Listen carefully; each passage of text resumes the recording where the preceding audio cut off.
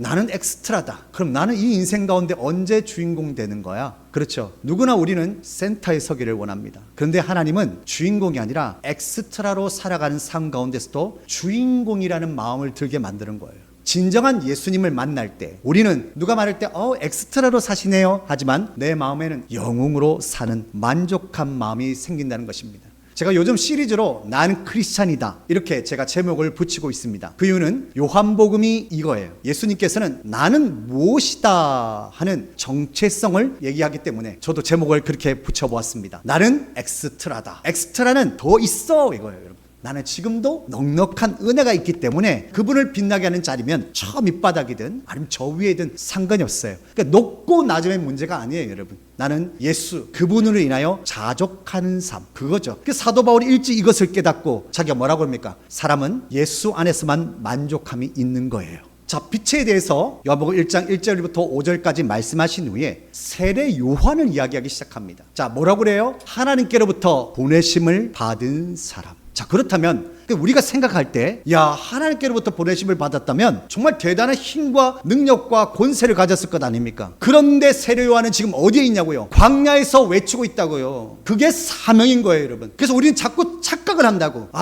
예수 그리스도의 복음을 만나면 나 이렇게 되겠지 이렇게 생각했던 나를 어디로 이끌어가는가? 광야로 몰아낸다니까요.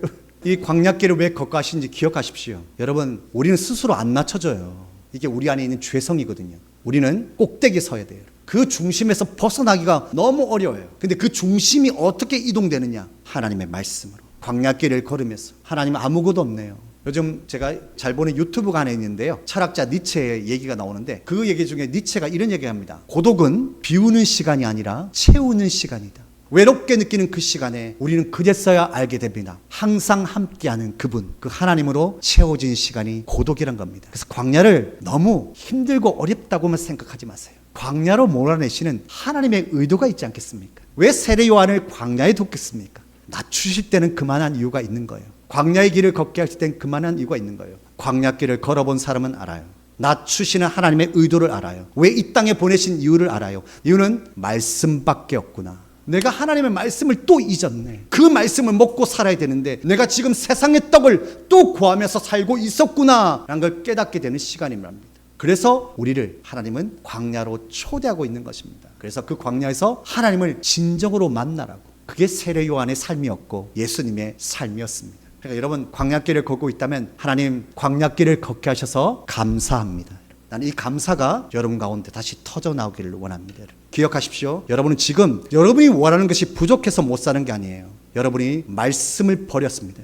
하나님의 말씀을 버리면 무서운 말씀이 있어요. 나도 너를 버린다. 하나님은 하나님을 존중하는 자를 존중해 여겨요. 기억하십시오. 광야길을 걷고 있다면 말씀밖에 없다는 것을 다시 한번 떠올리기를 원합니다. 이게 하나님이 우리를 보내신 이유라는 것을 잊지 마세요. 제대로 복음을 알고 복음을 믿고 광야 속에서 나는 낮아지고 낮춰져서 사람은 떡으로만 사는 존재가 아니라 여호와 입에서 나오는 모든 말씀으로 살아야 되는 존재란 걸 깨닫는 것. 그래서 여러분 아직도 우리는 광야예요. 그 광야에서 말씀의 은혜를 더 경험하는 여러분 되시기를 원합니다. 그래요. 그 여호와의 떡, 말씀을 먹은 사람은 그 떡을 나눠 먹고 싶어져요. 왜? 아까 그랬잖아요. 엑스트라는 뭐라고요? 내 안엔 여분이 있어요. 나눠줄 그 예수가 있다고요. 그분은 내 안에서 감추어줄 수가 없어요. 반짝반짝 빛나고 있거든요. 이 빛을 사람들이 관심을 가지니까 이 빛을 나눠주고 싶게 되는 거예요. 자, 세례 요한이 지금 어디 있다고요?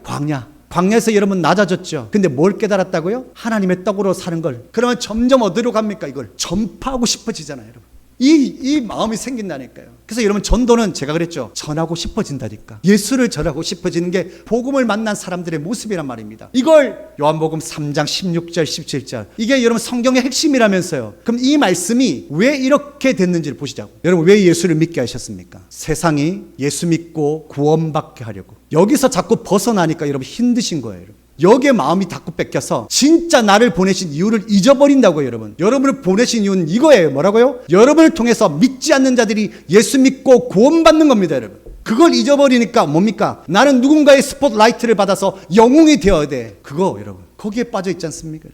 그러니까 복음을 제대로 인격적으로 만나지 않으면 여전히 나는 광야에서 그냥 투정부리다 끝나는 거예요. 이게 이 땅에 보내신 하나님의 의도였냐고요. 아니지 않습니까? 그럴 거면 제가 그랬잖아요. 세례 요한을 왜 광야에서 외치는 자의 소리가 되게 하셨냐고요. 세례 요한아, 네가 광야에서 외치면 사람들이 안 들을 것 같지. 그러나 나는 전능하신 하나님이야. 여러분, 하나님이 못할 일이 있을까요? 내가 약해도 안 돼도 실패해도 실수해도 복음은 전파됩니다, 여러분. 이게 광야의 삶이란 말이에요, 여러분. 내가 뭔가 잘 모든 게 풀려서 이것 때문에 봐라, 예수 믿으니까 잘 된다. 그게 제가 인본주의라 그랬죠. 예수 믿어도 안 될 수 있습니다. 그게 복음을 만난 사람들의 모습이란 말입니다, 여러분. 여러분, 지경이 넓어졌으면 좋겠습니다. 옆 사람만 아니에요. 세상이 구원을 받아야 돼요. 이게 하나님 나라예요. 그러기 위해서는 뭐부터 시작하는가? 예, 맞습니다. 내 옆에 있는 한 사람, 그리고 그 한 사람을 복음을 전하기 위해 내가 복음을 만나야 되는 내가 먼저 복음을 만나야 돼요. 세례 요한이 광야에서 복음을 만나지 않았다면 어떻게 나는 광야에서 외치는 자의 소리라고 말할 수 있었겠습니까?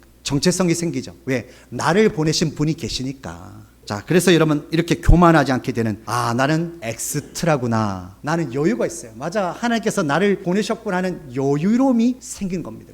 신앙생활이 신바람 나고 좋아요. 광야 같은 길을 걸어도 하나님 나와 함께 하시니까 여유가 있는 그런 모습을 보게 됩니다. 자, 보이시죠? 요한이 이 빛이 아니라고 그러잖아요. 그는 왜 사람들이 세례 요한을 그 빛인가 하고 자꾸 의심하고, 그 빛이라면 그분을 믿어야 되나 하고 있을 때였단 말이에요. 그러니까 요한이 세례 요한에 대해서 뭐라고 그러냐? 여러분이 원하시는 빛이 아니에요. 빛을 증언하는 원자입니다 하고 다시 설명해 주는 거예요, 여러분. 그러니까 어떤 말이냐? 엑스트라라는 걸 잊지 않게 만들어준 거예요. 내가 엑스트라라는 것을 잊으면 그 순간 히어로가 되지 않습니까? 그럼 그걸 누리고 싶은 게 인간이에요. 자, 인간은 추앙받고 싶어하는 죄의 본성이 있습니다. 많은 분들이 교회에 대해서 이런 얘기를 하더라고요. 아유, 교회 다녀서 뭐 좀 잘 되면 제가 가볼게요. 교회 다니면 저 아픈 사람도 낫는다 하는데 제가 나으면 가볼게요. 그 교회 가면 잘 낫는다면서요. 그 교회 가면 목사님이 막 하면 깨끗하게 낫는다면서요. 그러면 저도 가서 나으면 믿을게요. 그러면 여러분, 누가 높아집니까? 이겁니다, 여러분. 여러분에게 복음을 전하는 것은, 잘 보십시오, 여러분. 이런 헛된 일을 버리고, 여러분, 우리 헛된 일을 버려야 돼요. 그래서 복음은 헛된 일을 버리게 하는 힘이란 말입니다. 헛된 일이라잖아요. 헛된 일. 내가 지금 가고 있는 방향, 내가 추구하는 삶의 모습, 이런 것들이 헛된 일이라잖아요. 근데 여러분, 우리는 계속 헛된 일을 어제도 하고 오늘도 하고 내일도 하고 있는 겁니다. 복음하고 전혀 관련 없는 그런 일을 또 하고 있다고요. 그래서 우리 안에 뭘 바라느냐? 하나님, 저 안전뱅이도 살렸으면 나도 좀 살려주고 고쳐주고 회복시켜주시고, 거기에만 여러분, 우리 마음이 뺏겨 있다고요. 그걸 사도 바울은 뭐라고 그러냐? 헛된 일을 버리라는 겁니다. 근데 못 버리잖아요. 그래서 뭐예요? 광야로 여러분을 인도하는 거예요.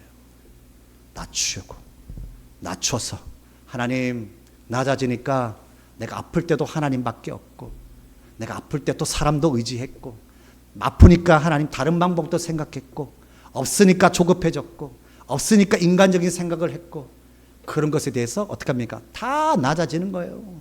그리고 딱 하나 남아요. 살아계신 하나님이 내 편이구나.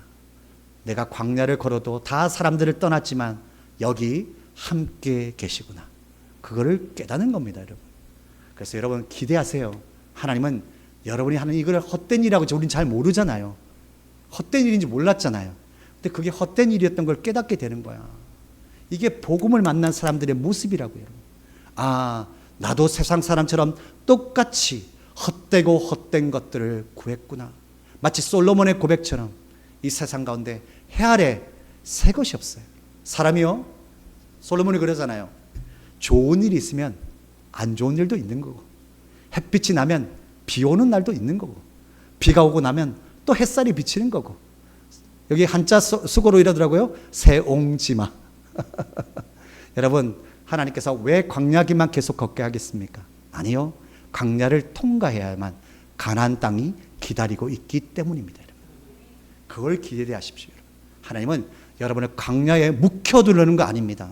여러분을 다시 가나안 땅에 들어가서 그 가나안 땅에 있는 그 온 부족을 복음화 시키려는 하나님의 계획이 있기 때문이에요. 그래서 여러분을 지금 낮추시는 거예요, 여러분. 여러분, 내가 엑스트라고 느끼고 있습니까? 아니요.